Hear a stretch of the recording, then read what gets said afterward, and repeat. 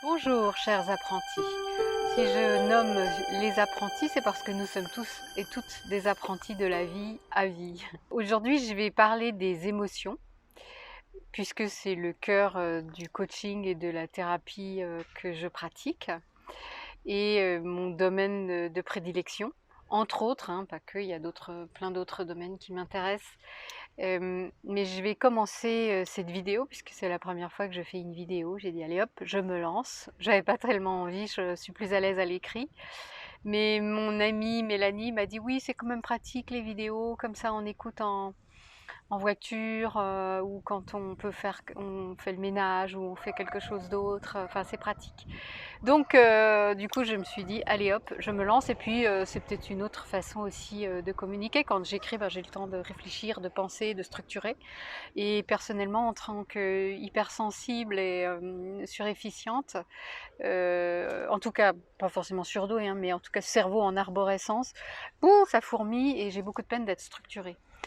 Donc, du coup, je répète et je répète et je refais les vidéos sans cesse. Hum, Mais celle-là, je vais la faire d'un trait et je vais y arriver.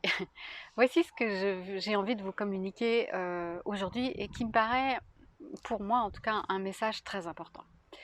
Je pense que si l'Occident va pas si bien que ça, même si on est une part privilégiée du monde, hein, ça c'est très clair, euh, l'Europe, l'Amérique du Nord, certains autres pays en tout cas qui vivent à l'occidental, nous avons quand même des vies privilégiées, nous vivons dans des démocraties, etc. Et pourtant, nous souffrons quand même. Il y a beaucoup de malaise, il y a beaucoup de mal-être, particulièrement en ce moment où c'est une période spécifique difficile, certainement une transition importante. C'est certainement parce que les émotions sont extrêmement refoulées. Nous maturons encore en termes émotionnels et sentimentaux. Il y a un rapport très dur avec les émotions. Je vais d'abord essayer de déterminer ce qu'est une émotion, faire la différence avec les sentiments et ensuite vous exprimer ce que c'est et quelles sont l'utilité de chacune des émotions. En premier, ce qui est important, c'est de comprendre que nos émotions sont naturelles. Elles sont physiologiques. C'est pas un besoin, hein, parce que c'est un système adaptatif, mais c'est aussi naturel que de manger, de boire, de dormir. C'est aussi nécessaire, j'allais dire plutôt. Et donc les 6 émotions, je vais même en dire 7, mais il y a des émotions de base. Nous avons la peur, la plus archaïque, la colère, la joie, le plaisir, la tristesse, le dégoût, et j'ajoute le mépris. J'en ai jamais trop parlé, mais là je vais l'ajouter. Je le trouve intéressant, c'est Mathieu Ricard qui en a fait part dans une vidéo que je trouvais intéressante. Donc ça, ce sont les 7 émotions de base qui nous traversent en permanence et qui nous permettent de la survie d'abord, hein. La peur nous permet la survie, la colère également d'ailleurs. Et parce que si nous n'avions pas ces émotions-là, apparemment, selon les scientifiques, l'humanité dirait 4 minutes. Parce que nous traverserions le périphérique sans regarder, nous sauterions d'un immeuble de 25 mètres, nous n'aurions plus la conscience du danger. Donc forcément, on se mettrait en danger de mort. Donc les émotions sont vitales. C'est ça qu'il est important de remettre à jour, c'est que c'est un système qui nous permet de nous maintenir en vie. Donc, lorsque la société, de façon généraliste, a tendance à dire c'est pas bien de se mettre en colère, c'est pas bien de rire trop fort dans un restaurant, ou quand on dit aux enfants fais pas trop de bruit, tu ris trop fort, ou pleure pas, t'es un garçon, tout ça sont des freins tragiques, des limites à l'expression de soi. Et donc provoque ce qu'on appelle le refoulement émotionnel. C'est-à-dire, c'est comme si tout d'un coup on avait une joie et elle doit être contenue. C'est assez tragique en fait. Et je vais tenter d'expliquer pourquoi. Comment repère-t-on les émotions? À vrai dire, assez naturellement. Quand on demande à un enfant ce qu'il ressent, il sait assez vite dire s'il a peur, s'il est en colère, s'il est en joie, s'il a du plaisir, s'il est dégoûté ou s'il est triste. Ça signifie bien que c'est naturel, qu'on vient avec le package émotion. Hein. D'ailleurs, les scientifiques, l'éthologie, l'étude des animaux, montre bien qu'aujourd'hui les animaux ont des émotions. Et même à certains égards, les plantes ont aussi une certaine sensation qui pourrait s'apparenter à une émotion. C'est important de sentir que c'est naturel, que c'est physiologique, que c'est inné et que c'est nécessaire, voire indispensable, parce que du coup, refouler ce système, c'est comme dire bah, je mange plus. C'est aussi ridicule que ça. Et c'est aussi tragique que ça. Hein. C'est comme dire bah, tiens, je vais cesser de respirer. Voilà. Ou je ne vais plus aller uriner.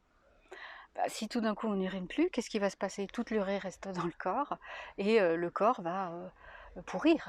Hein. Eh bien, à certains égards, garder une émotion en soi, c'est un peu le même phénomène de destruction intérieure. Destruction, le mot est un petit peu fort, mais je préfère exagérer pour que mon message soit entendu, parce que c'est vraiment ça que j'ai envie de communiquer. À chaque fois, je me dis « Oh Sandrine, t'exagères avec tes émotions, tu rabâches tout le temps, etc. » Mais plus j'avance, plus j'étudie, plus j'accompagne les personnes, plus je ressens ce qu'ils vivent, et plus je me dis que le cœur, un des cœurs de soi, c'est aussi ce qu'on ressent. À la fois que ce soit en émotion et en sentiment. Alors je vais expliquer la différence entre les émotions et les sentiments. Les émotions, elles sont d'abord physiologiques, comme je l'ai dit. D'accord? Elles sont un système de survie et d'adaptation, et elles sont à visée éphémère. Elles ont ces trois caractéristiques. Les sentiments, l'amour, la haine, la compassion, la gratitude, la jalousie, ces sentiments-là,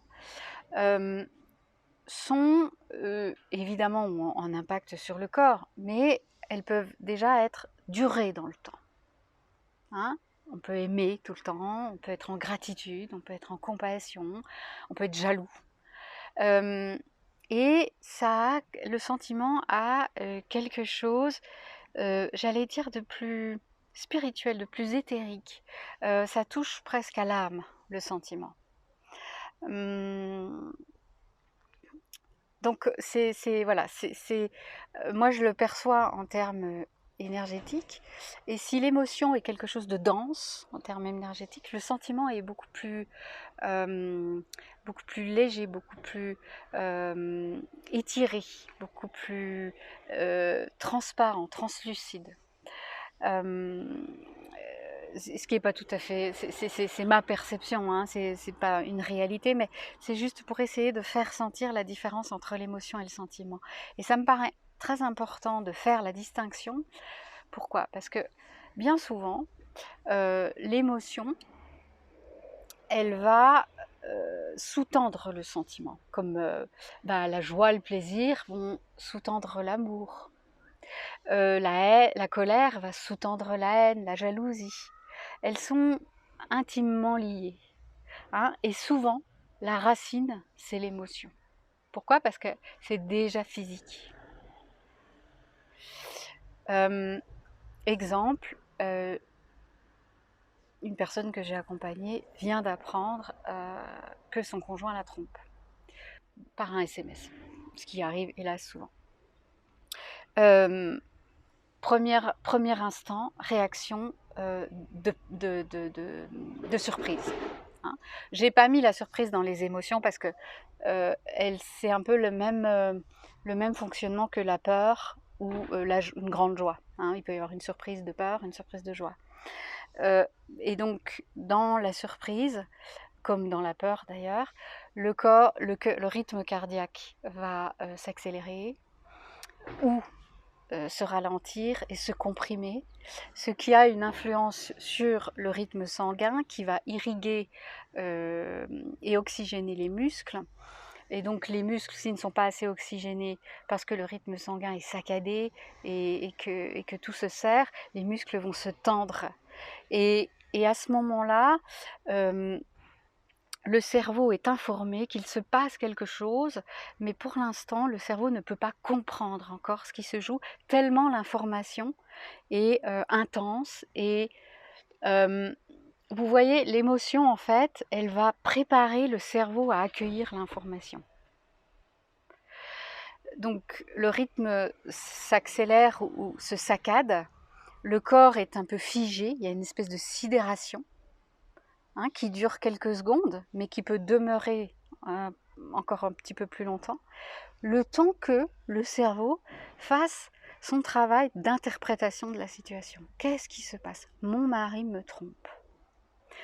Et si ses croyances étaient « mais c'est pas possible, ça n'est pas possible, mon mari a toujours été fidèle, ça ne peut pas exister », etc., etc., plus la croyance profonde de la perception qu'elle avait de la personne et de la situation, de leur couple, plus l'information va être difficile à intégrer. Et c'est pour ça que le corps sous-tend une émotion, une hormone, il y a aussi des hormones, il y a beaucoup de chimie qui se joue. Si c'est la peur, ça va être des noradrénaline, adrénaline, etc. Si c'est la joie, ça va être cette fameuse sérotonine dont on parle souvent, dopamine, etc. Mais là, en l'occurrence, dans la surprise d'une infidélité qui fait mal, le corps va être sidéré. Et ensuite, quand l'information va être « ah ouais, ok, il me trompe, c'est un fait ». Et là va arriver tout un tas d'autres émotions. La colère, parce que la colère, elle est blessée. La peur, qu'est-ce qui va arriver? Est-ce qu'on va devoir se séparer? Ma vie va changer, etc. Et ensuite, les sentiments vont arriver, c'est-à-dire la haine qui va remplacer l'amour qu'elle portait pour cet homme, le sentiment de trahison, la blessure d'humiliation, éventuellement la culpabilité. Est-ce que j'ai été une femme à la hauteur? Pourquoi il me trompe? Est-ce que je suis pas belle? Est-ce que je lui plais plus? Est-ce que je suis plus désirable? Etc. Mais la première phase, c'est d'abord l'émotionnel. Et c'est celui-là qu'on n'entend pas. Et ça s'entend, il est nécessaire de réapprendre en écoutant le langage du corps. Ce que j'appelle le langage du corps. Le corps physique et psychique, le corps est le réceptacle de nos émotions, donc il est important de l'écouter. Et en fait, on n'apprend pas à l'écouter. C'est pour ça que j'ai appelé mon cabinet l'école du soi, parce que c'est réapprendre à s'écouter soi. J'ai pas le manuel du tout de chacun des personnes, j'ai beaucoup de temps pour me découvrir moi, mais c'est de déjà prendre conscience qu'il est nécessaire de s'apprendre soi, de se lire, de se sentir, de se percevoir, de voir comment on fonctionne à l'intérieur. Notre corps, l'humain que nous sommes, le vivant que nous sommes, est j'allais dire un microcosme, mais non, un macrocosme, c'est immense, tout ce qui se passe à l'intérieur de nous et autour de nous, parce qu'on n'est pas que fini là, on a aussi un corps énergétique qui nous entoure, C'est la raison pour laquelle, pour parler du corps énergétique, je dirais énergétique, je ne vais pas trop dire éthérique, causal, tout ça, je ne vais pas aller dans ces choses-là, mais en tout cas, on dégage quelque chose, c'est sûr, autour de nous. C'est la raison pour laquelle, quand on s'avance vers une personne, on a à peu près 70 cm de distance, parce qu'on respecte notre zone intime. Voilà ce que je voulais dire par rapport à la différence entre les émotions et les sentiments. C'est pas vraiment une différence, on est bien d'accord, mais c'est que l'émotion d'abord est présente parce qu'il y a une réaction du corps en chaîne physique, le cœur, le rythme cardiaque. Le rythme cardiaque, ça donne tellement d'informations, tellement. Et la plupart du temps, quand je dis écoutez votre cœur, beaucoup de disent oh, je sais pas l'écouter, j'entends rien. Mais au fur et à mesure, là par exemple, quand je vous parle, je l'entends. Hein, parce que bah, forcément, je parle, j'ai envie que ma vidéo soit sympa, j'ai envie de mettre de l'énergie, donc j'ai un mini track. Donc mon cœur s'accélère pour irriguer mes muscles d'oxygène, mon cerveau aussi pour que je puisse penser plus agilement et pouvoir trouver les bons mots, etc. Donc ça s'appelle une peur, hein, c'est un trac, c'est une peur, mais un degré de peur positif. Ah, j'aime pas dire positif. Personnellement, je n'aime pas dire que les émotions sont positives ou négatives. Je n'aime pas penser en termes binaires. Je ne peux pas penser en termes binaires. Pourquoi? Parce que on dit ouais, quand j'ai de la colère, la peur, c'est des émotions négatives. Non. Pour moi, non. Parce que les émotions sont un système de survie et d'adaptation. Donc c'est utile. Et forcément bon pour soi. Après, c'est la façon dont on va accueillir cette peur, accueillir cette colère, accueillir ce qui se passe et le vivre. C'est ça qui va être négatif. Si, par exemple, je reprends l'exemple de cette personne qui a été trompée, elle garde de la haine, de la colère, du fiel, et qu'elle se sent triste et déprimée, ce qui a pu arriver hein, aussi, et ce qui est logique, c'est ok, il est nécessaire qu'elle passe par là. Son corps a besoin d'accueillir la colère, la blessure, la douleur, etc. Mais si elle le garde 1 an, 2 ans, 3 ans, qu'elle reste en colère contre lui, qu'elle a plus envie qu'elle dit que tous les hommes sont infidèles, et bien là c'est une émotion qui est vécue. C'est pas l'émotion en elle-même qui est négative, c'est elle qui le vit comme un système négatif pour elle. C'est-à-dire que ça va lui faire baisser d'énergie, ça va générer des maladies, et ça va investir tout son univers autour. Parce que si elle a du fiel, de la rage, bah, quand elle va rencontrer un homme, ça va se sentir, vous voyez. Et c'est là où l'écoute de soi, l'écoute des émotions, l'écoute de sa colère, de sa blessure, et d'aller vers le pas de la guérison, de la compréhension aussi, pourquoi je vis ça, va être important et va faire grandir. J'espère que j'explique suffisamment bien que, en fait, vraiment, chaque fois qu'on a une émotion, c'est un système adaptatif. Toutes les émotions ont une utilité. La peur, évidemment, ça sert à protéger, ça sert à la survie de l'espèce. D'accord ? 2, la colère, c'est plusieurs choses. 1, la protection du territoire. Qu'est-ce qu'on appelle territoire ? Tout ce qui est nous et tout ce qui nous appartient, c'est-à-dire notre corps, notre intimité, nos valeurs, les gens qu'on aime. Et donc, lorsque notre territoire est mis à mal ou intrusé, on va ressentir de la colère. Normal. Elle dit attention, tu es en danger, il est nécessaire de te défendre. Hein, quand il y a des animaux qui viennent autour des petits lionceaux, la lionne, elle va se mettre en colère et elle va vite. Pourquoi ? Parce qu'elle protège ses petits, son territoire enfant. Quand vous avez une colère, pour quelle raison je me sens en colère à cet instant-là ? Qu'est-ce qui est touché dans mon territoire ? Est-ce que c'est ma valeur ? Est-ce que c'est mon corps ? Est-ce que c'est mon intimité ? Est-ce que ça touche des blessures profondes desquelles je n'ai plus conscience ? Et justement, c'est l'occasion de les remettre à jour. Est-ce que ça touche à quelqu'un que j'aime ? Voilà. Et la compréhension permet d'apaiser. Parce qu'on vérifie la gravité de la chose. Hein. Par exemple, une maman dont l'enfant a été violenté à l'école va être en colère parce que la maîtresse ne les a pas protégés et qu'elle aura peur pour son enfant. Voilà, donc pareil, la peur et la colère sont imbriquées. Hein, souvent une colère cache une peur. Et la colère, ça a aussi un autre puissant intérêt, c'est qu'elle parle de nos désirs, de nos besoins et de nos frustrations. Donc la question c'est, quand je suis en colère aussi, hein, donc à vérifier si c'est le territoire, mais c'est quel besoin n'est pas comblé? Hein? Exemple, un homme qui a une femme et ils font plus beaucoup l'amour, etc. Ils se sont frustrés, puis du coup il va l'agresser ou en public, tout d'un coup lui faire des reproches. Puis, en fait, il n'est pas en connexion directe avec son désir qui est frustré.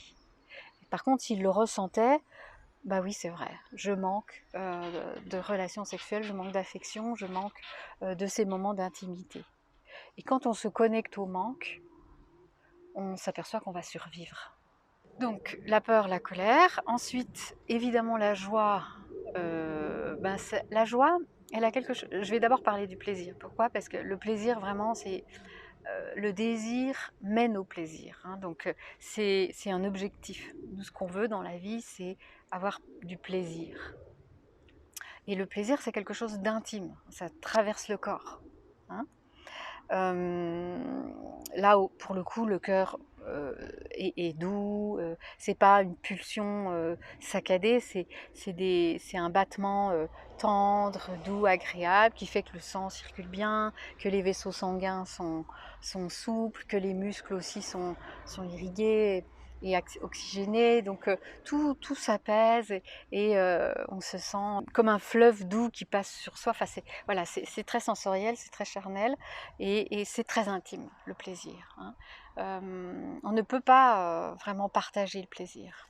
Et c'est pour ça que j'ai commencé par le plaisir, au contraire de la joie. La joie, vraiment. D'ailleurs, quand on est en joie, quand on voit ces stades de foot qui sont en joie, ils se prennent dans les bras, ils se touchent, même les joueurs de foot, c'est très charnel, c'est très... Voilà, la joie, ça se partage. Et la joie, elle a vraiment cette qualité qu'elle rassemble. Et quand on regarde un film drôle, on aime bien regarder un film drôle ensemble parce que justement, on partage le rire, on partage la joie. Donc le plaisir et la joie, c'est vraiment nos moteurs. Hein. Si je choisis ce métier, c'est parce que je pense que ça va me mettre en joie, parce que ça va me faire plaisir, parce que ça va m'apporter quelque chose. La tristesse, hein, par les pleurs, eh bien, plein de fonctions. La première, c'est que ça va évacuer toutes les autres émotions. Quand on a eu beaucoup de peur, beaucoup de colère et beaucoup de joie aussi, et beaucoup de plaisir aussi, eh bien de temps en temps, le corps a besoin de se réénergiser. C'est comme un trop-plein et il a besoin de se nettoyer. Donc dans ces cas-là, la tristesse, en fait, elle permet un repli sur soi. Elle invite au repli sur soi. D'ailleurs, selon des études, le, quand on est triste, les pupilles voient moins les couleurs. On verrait plus gris. Donc vous voyez dans les films, quand il y a des scènes de tristesse, de séparation, etc., ils vont faire de la pluie. Et c'est pas faux, parce que souvent la tristesse, on voit plus gris autour de nous. Et c'est réel. Nos pupilles voient moins les couleurs. Tandis que quand on est en joie, les couleurs sont beaucoup plus intenses. Les sensations du corps aussi sont beaucoup plus intenses. Et par les larmes, nous allons évacuer aussi le trop-plein d'hormones chimiques. On évacue de l'adrénaline, de la noradrénaline. Donc c'est pour ça que quand on a pleuré, on est fatigué, le corps est lourd. Et il y a besoin de ce temps pour prendre pour soi, de se replier sur soi.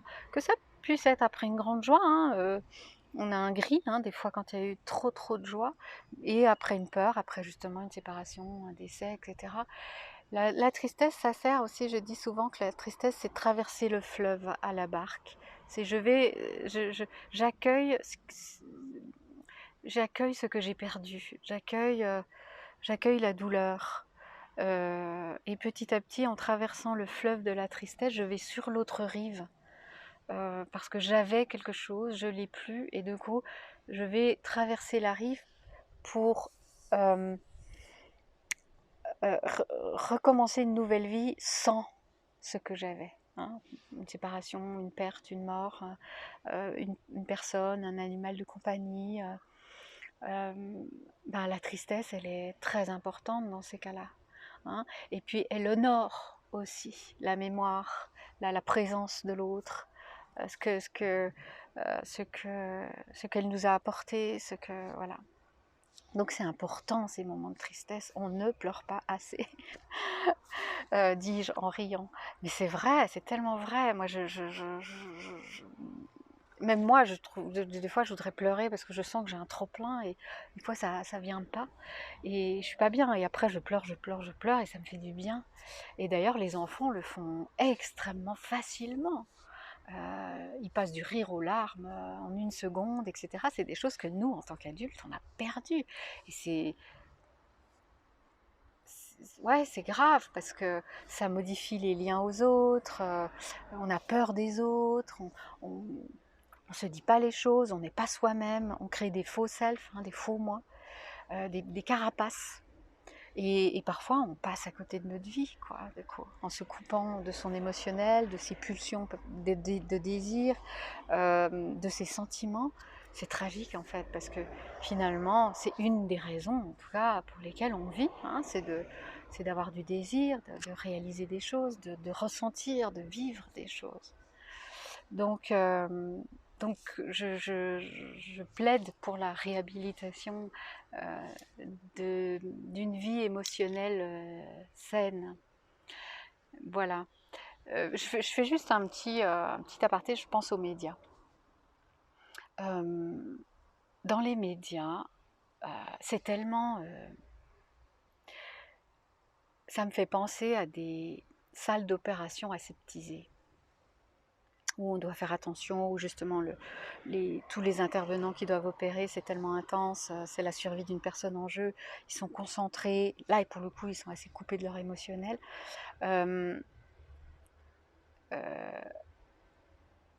Du coup dans les médias c'est ça, c'est structuré, faut pas, ils deviennent robots en fait, voilà c'est ça. Et donc du coup, les médias sont tellement présents dans notre vie que ça influence aussi notre façon de faire, notre façon de penser.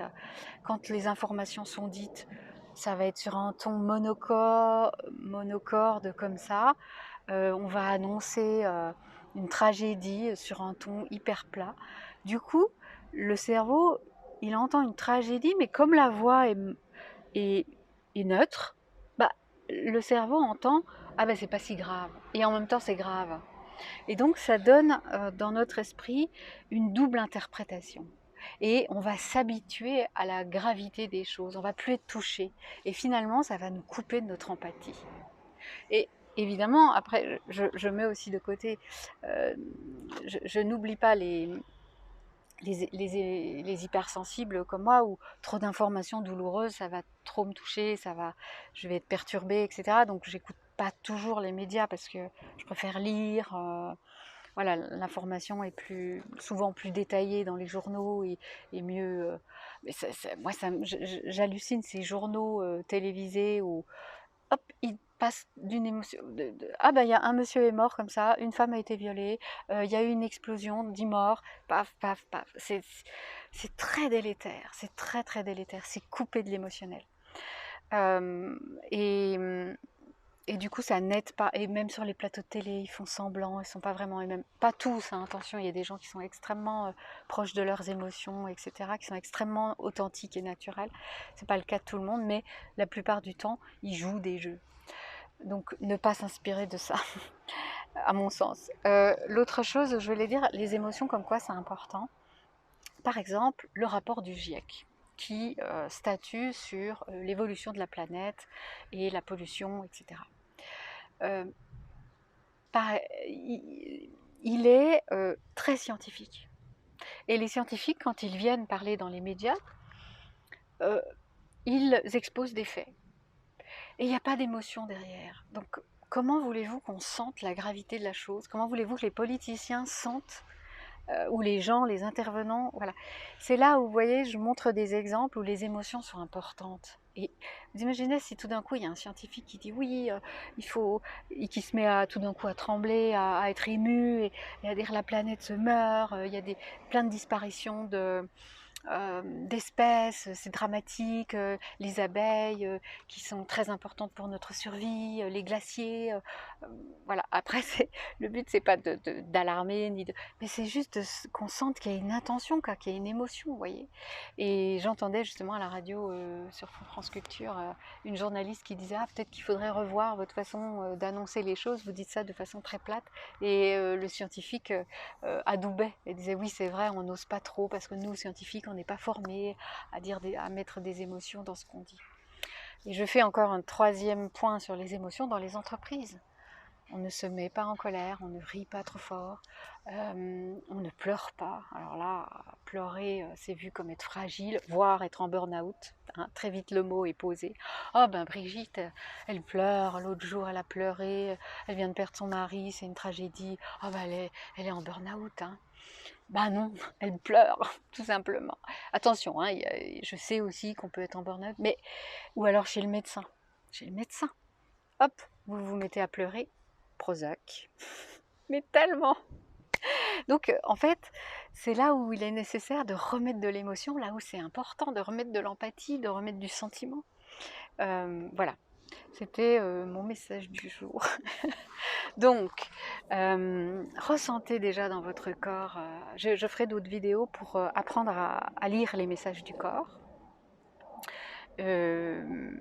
creuser encore davantage chaque émotion, mais dans un premier temps,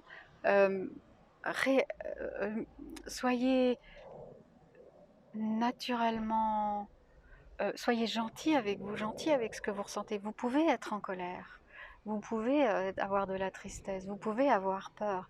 Homme, femme, directeur de machin, ça n'a pas d'importance. Enfin, je veux dire, on est humain, le statut social, c'est pas important. On l'emmènera pas dans la tombe. Par contre, nos émotions, si. Donc, prenez soin vraiment de ce que vous ressentez, de ce que vous vivez, et verbalisez-le, dites-le déjà à vous-même. Je vous souhaite plein de joie, plein de peur, plein de colère, plein de tristesse, plein de plaisir. Et voguez bien sur le fil de la vie. À bientôt!